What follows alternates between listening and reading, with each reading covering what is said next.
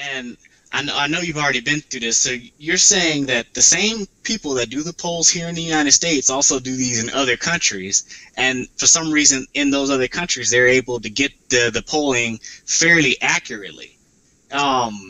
Here in the United States they do the polling very accurately, but it seems that if you look at the in the primary, if you look at the Democratic exit polls versus the Republican exit polls are very, very close. And the large variances only tend to happen on the Democratic side. Where do you suppose that actually is? Well, they're accurate here when they do exit polls. It's not the exit polls that are inaccurate. It's the votes. Okay? So let's keep that in mind. And when people say, oh, the exit polls are always wrong, they're off. But they never consider that there's election fraud. And, you know, the whole thing is very ridiculous. Even the pollsters won't mention the fraud word. They say, oh, well, you know, every election it's the same story. Well, we were off by 3 or 4%, but they were early polls, and you can't really, you know, we had, you know, but the excuses they gave, I've proven are inadequate by actual numbers, okay? So the exit pollsters do a good job here, but then they go to that they make the final step of taking the result and matching to the vote. Okay? Now, that's not what they should do. They're assuming, it's implying that the vote count is absolutely perfect. So that's why and the exit poll was wrong. So that's why they're adjusting it. But that's a very bad assumption to make.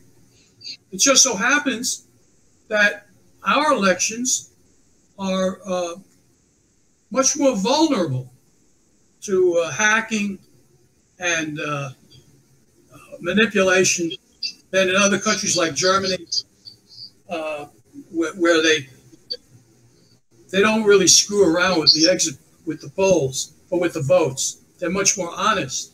As I said, the Harvard, I said it before we got on.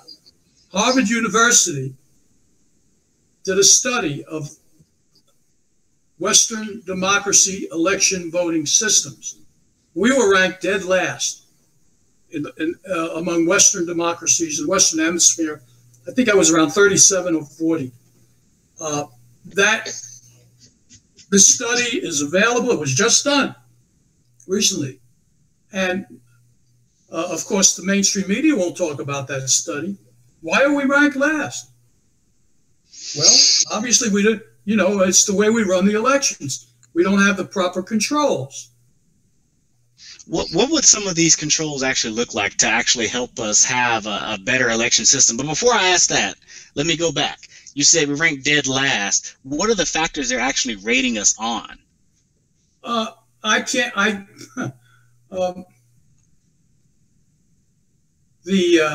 processes that we use. In other words, the accuracy of the results, the election, the steps that are taken to ensure a good election. In other words, even Jimmy Carter, president, was very critical of our election systems.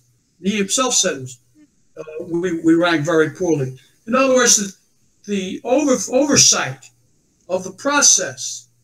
We know we have machines that are both voting machines and central tabulators.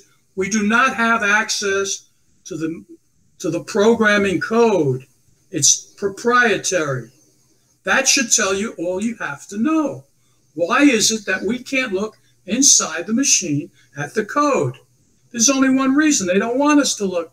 And this has been going on since 2002. Okay? It's proprietary. So what they can do is they can program the machines to flip votes. And that's what they do. If it was all on the up and up, it wouldn't be proprietary. Plus, now here's what we can do. Okay, you're asking me, what can we do to eliminate the fraud? Well, it's really a couple of things. Unfortunately, they won't be done because the election officials and politicians don't want absolutely fair elections. I hate to say it, but it's true. If they did, they would have done something about it 10 years ago. Now, here's how you solve the problem if you want to solve it. First of all, you do hand-counted paper ballots. You post the results on the wall at the precinct. You upload those results, all the votes on that precinct, up to the internet on some server, but the software is open source software that's written by individuals who are collaborating. It's available for you or I to look at if we wanted to. And the voting machines are not proprietary, built by right-wing organizations. So you have a totally transparent system. Now, the vote count on the precinct wall had better equal the vote count of the precincts stored online, just like as if you would go to look at your bank account. You go online, look at the precinct, you see your code number, you don't see your name, you see your code number, and you know who you voted for. And all that gets totaled up, it gets tabulated. It's effectively, we have our own central tabulators that are online. We don't use proprietary central tabulators at the voting site. They're non-proprietary systems. So we have the transparency. If the numbers from the posted on the precinct wall do not agree 100% with those posted online, then we know we've got a problem. There should be absolutely zero disparity. That's your solution. We use computers for everything, all transactions. It'd be a very simple matter to write a system that would be very difficult to hack. Because remember, you have the votes posted at the precinct. If the system is hacked, there's going to be a difference between the precinct posted totals and the numbers on the tabulator. So, and that's data redundancy, it's data transparency. That's what's needed. Right now we have neither. We have maliciously programmed voting machines. Okay, we have maliciously programmed central tabulators. They could steal votes right at the machine, or they could steal it when the votes can be entered at the machine, sent to the tabulator, where the tabulator gets votes from all different precincts, puts them together, and manipulates the totals. So it's not just the voting machines, okay? It's the tabulators that you don't see. They're in a back room somewhere, okay? That's your solution. Very simple. You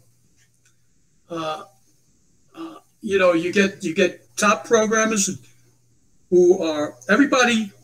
You see, you don't have one group controlling it. You've got a bunch of. It's a democracy. Everybody's working together. Nobody can just go in there and gum up the system. You've got the controls built in so that it's a collaborative effort. It's called open source program.